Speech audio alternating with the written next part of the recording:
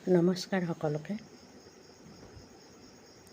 ঈশ্বৰচন্দ্ৰ বিদ্যাসাগৰ এদিন নিজৰ কথাত বহি আছিল।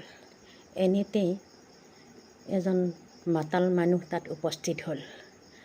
মাতালে বিদ্যাসাগৰক ক'লে, বাবা দয়াৰ সাগৰ বিদ্যাসাগৰ, দুখীয়া মানুহ মই, 10 টকা এটা দান কৰক, অলপ দেশী মদ কিনি খাম।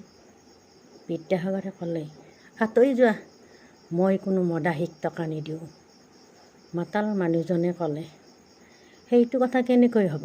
আপুনিতো মাইকেল মধুসূদনক টকা দিয়ে, তেওঁ সেই টকাৰে বিলাতী মদ কিনি খায় আৰু মই দেশী মদ খাওঁ, সেই বুলি আপুনি মোক টকা নিদিব নেকি?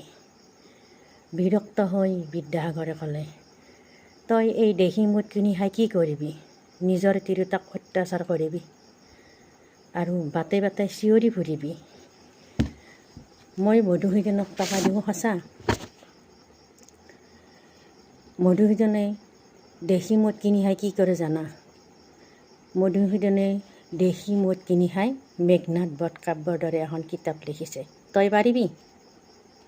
সেইকাৰণে মই তোক অত্যাচাৰ কৰিবলৈ টকা নিদিওঁ, বুজিছা?